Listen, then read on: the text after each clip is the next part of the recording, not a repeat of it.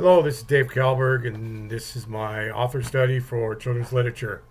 Um, the author I chose to write about is Norman Bridwell, the author of Clifford the Big Red Dog. Everybody's heard of Clifford the Big Red Dog. Um, he's the author and illustrator of over 70 books of Clifford series.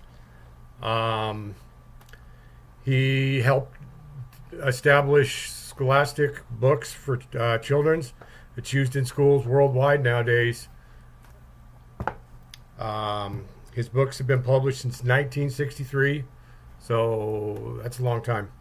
The way he got started was he was an artist, and he was shopping his art around to different publishers, trying to get a job as an illustrator, and wasn't having any success. And one publisher said, "Hey, if you want to write a story to go along with it, with your illustrations." So he came up with Clifford the Big Red Dog. The name Clifford comes from one of his wife's childhood fantasy friends, and the girl is Emily Elizabeth, little girl right there. That's Emily Elizabeth, and that's named after his daughter. The books talk about normal everyday life with a little adventure thrown in by a big red dog. Emily and him having adventures, and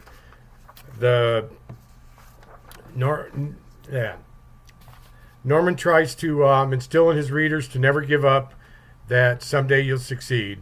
And with his books and the collection of books that he's done just that.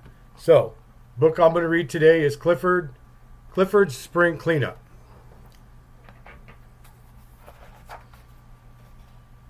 Clifford's Spring Cleanup.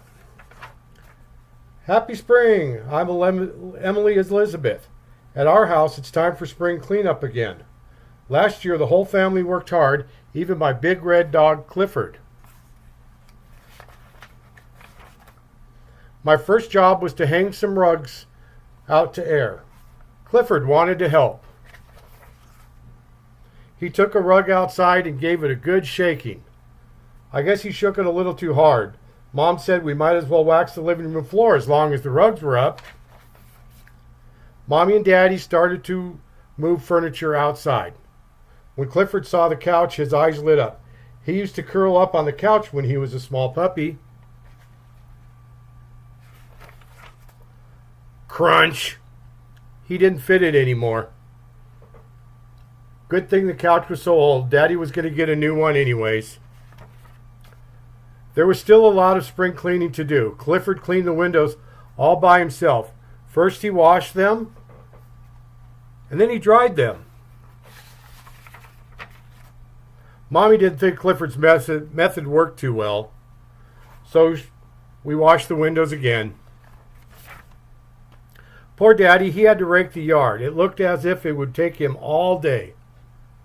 But not with Clifford's help. Just then, some of my friends came by. They asked me to help them clean up the vacant lot on the corner. It was their Earth Day project. Clifford did his part for Earth Day.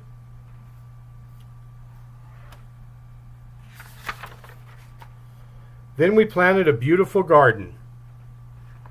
On the way home, Clifford saw some people working on another Earth Day project. Clifford gave them a hand, or a tail. Back at home, there was another job to do. Clifford's house needed some spring cleaning too. He swept out his old bones and tossed out his collection of rubber toys. It made quite a large pile. Somehow Clifford got it all into the garbage truck. Much to the surprise of the driver, though. Now both our houses were neat and clean. It was another good day's work. About Earth Day. On April 22nd, we celebrate Earth Day. It is a time to do something special for your neighborhood. Clean up your yard or your sidewalk, plant some flowers, write a poem, or sing a song about the wonderful plants and animals nature has given us. Make every day Earth Day. That was Clifford's Spring Cleanup. And in the back of his books, there's always a little